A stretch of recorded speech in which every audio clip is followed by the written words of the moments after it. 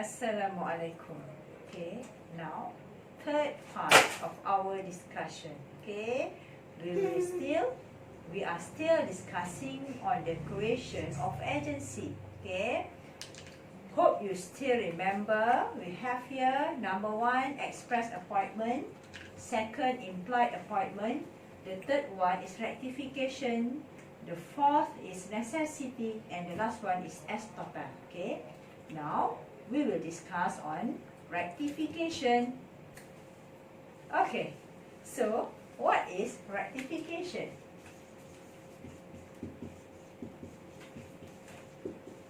Okay,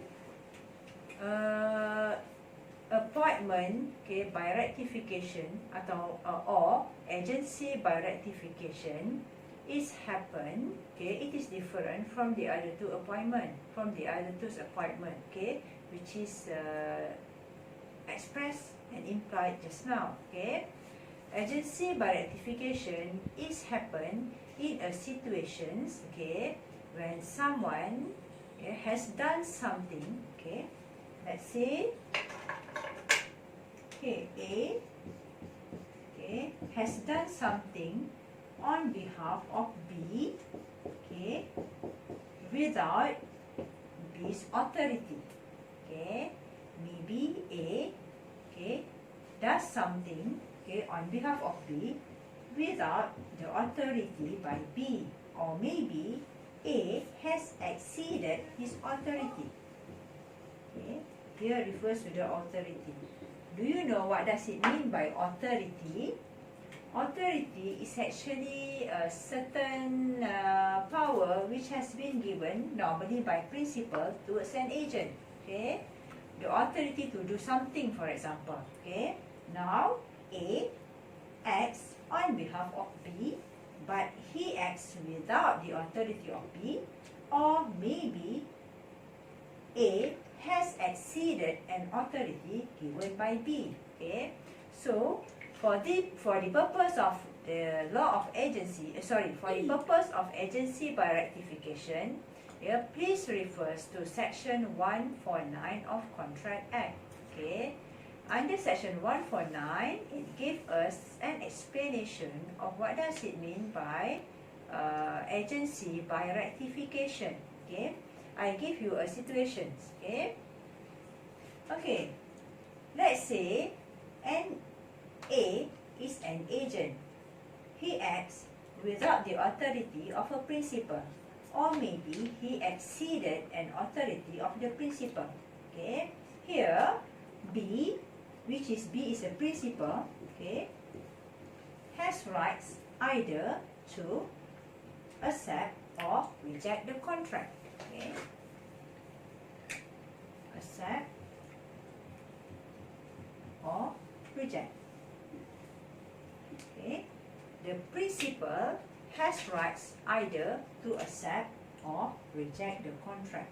Okay, if the principal accepts the act of an agent who has been done without the authority or exceeded his authority, principal will be bound by the contract. But if the principal select to reject the contract, B will not be responsible to the contract. A must be responsible to the contract that he has been made with the third party. Okay, this is what we call as agency by rectification. Okay, I give you a situation. Okay, I give you an example of a situation. Okay, so let's say the principal, okay, B asks A. Okay, B asks A to buy a bicycle. B-I-C-Y-C-L-E. Okay. Let's say the principal asks the agent to buy him a bicycle. Now, the agent has bought a motorcycle. Okay. In these situations, the agent has no authority to buy a motorcycle. A has acted without the authority. Okay, so what is the rights of B? Under section 149, B has an option. Okay, either to accept this contract or rejects the contract. Let's say A, okay, here, bought the motorcycle from C. A has paid certain deposit of 100 ringgit, okay, to C. Okay, if B accepts the contract made by A, B must be responsible to the contract entered by A just now, okay. But if B rejects the contract, okay, B does not accept the contract, okay, here B will not be responsible to all the contracts made by A, okay. A will be responsible by himself, okay. So when B accepts the contract, this is what ratification is meant, okay, in which B accept the contract means that ratification happened in these situations, and now this agent is actually an agent who has been appointed due to ratification. Okay, do you understand, okay, as regards to this ratification? Okay, I hope that you are clear enough on what does it mean by ratification. Okay, it happens when a person acts without authority or has exceeded his authority. How someone can exceed his authority? Okay, let's say A has been asked by his principal to buy a house, for example. Okay, the house must be less than 500k. If A found a house, okay, above this 500k and agreed to enter into a contract with the seller, now we said that A has exceeded his authority. By right, he's supposed to purchase the house for the price of 500k. Okay, but when he purchased the house more than 500k, we can say that he has exceeded his authority. Yeah, without authority or exceeded, and authority is quite a similar thing, okay, which means that the agent has acted, okay, as not in accordance which has been asked by the principal.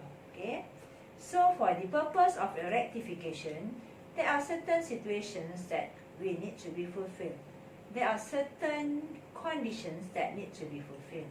Okay, but before we continue on the conditions for a rectification, one thing that we should bear in mind, rectification has an effect of retrospective.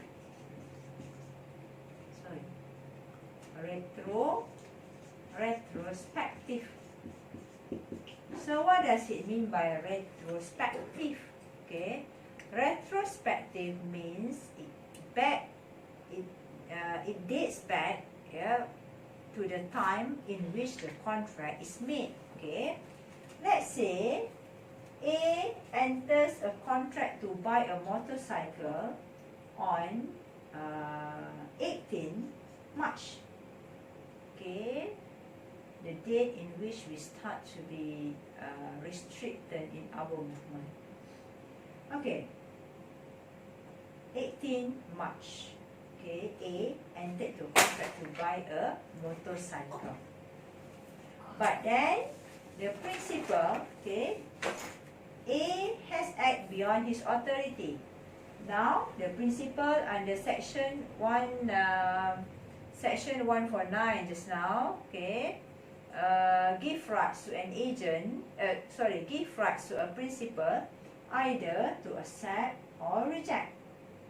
If the principal accept this kind of contract, let's say he accept it on 20th of March.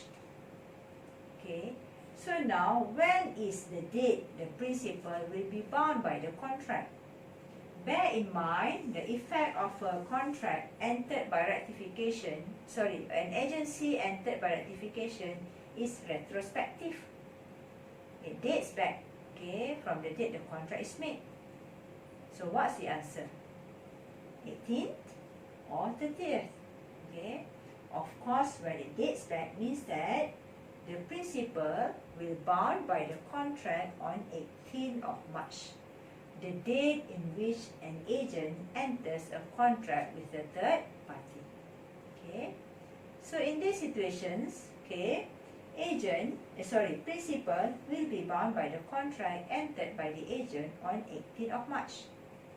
He must be responsible to whatever terms that has been agreed by A with the third party on 18th March. Okay, so now what are actually the requirements or what are the conditions for a contract of for an agency of rectification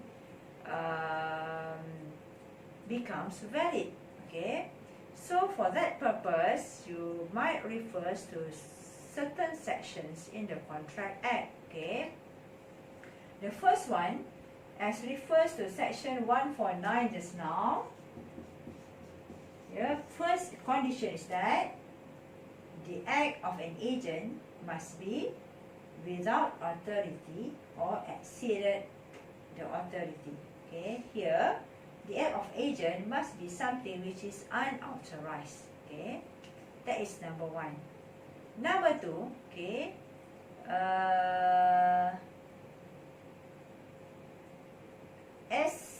in the case of Kaylee Maxted against Duran, okay, what happened in this case is that if a principal intend to rectify the contract, the agent, okay, when buying the things, must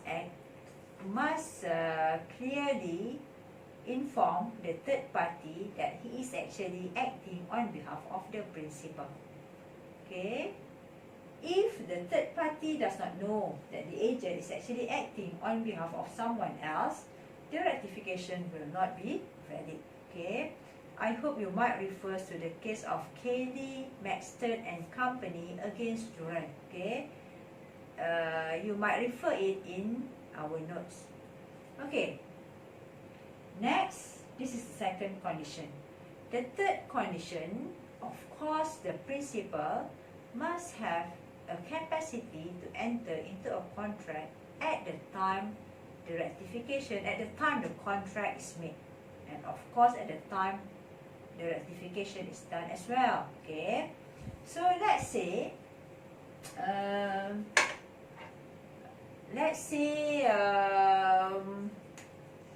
A entered into a contract, okay, on behalf of B at 1st March. Okay, but B at that time is not exist yet, or maybe it's not born yet. Can B rectify the contract made by A on this date? Of course, the answer is no. B is not in existence, so B cannot rectify the contract which is made on 1st March, in which he was not in existence yet. Okay, this can be found in the case of Kellner against Baxter. Okay, you might refer this case in our notes as well. Okay, but then what happened in this case, to make you clear on what does it mean by a principal must be exist at that time, okay, at the time the contract is made. Okay, what happened in the case of Kellner against Baxter is that the agent has entered into a contract to buy a hotel, okay, at certain date. Okay, but then the principal is a company. This company was only been registered at the later time after the contract to buy a hotel is made. So once a company has been registered, it becomes a person, an artificial person. Okay, this artificial person can enter into a contract, but in this case, B cannot rectify the act of his agent or A. Why? Because at the time the contract made by the agent with the seller of the hotel, B, the company, still not exists yet. Okay, so when a principal is not in existence or has no capacity to enter into a contract at the moment the contract is made, he or this company cannot ratify the contract. Okay, this is the third condition to make a rectification valid. The next condition is that under section 151 of Contract Act, the principal must have full knowledge as regards to the contract needs by the agent. Okay, full knowledge means he know all the terms and conditions entered by his agent, okay, towards with the third party. Yeah, why do a principal must have full knowledge? Because he must agree on all the full terms of the contract entered by his agent. He cannot rectify only half of the terms but not agree with half of the terms. Okay, this can be found under section 152 of Contract Acts. A principal must rectify the whole contract. He cannot rectify part of it and disagree with part of it. Okay, and then the next condition can be found under section 153 of Contract Act, in which the rectification must not injure third party. Okay, what does it mean by injuring third party? If the act of rectification might cause injury or loss to the other party, this rectification cannot be done. Okay, you might get a clear example of this in your Contract Act section 153. Okay, so that's all about the conditions of a rectification. Okay, if we intend to rectify, let's say a principal intend to rectify, he must fulfill all the conditions just now. Okay, so I hope you understand by now as regards to what does it mean by agency by rectification. Okay, it is different from the other two types of appointment just now. Okay, this happen only when an agent or someone else has done something which is not authorized by the principals. Okay, the principals might either accept or reject it.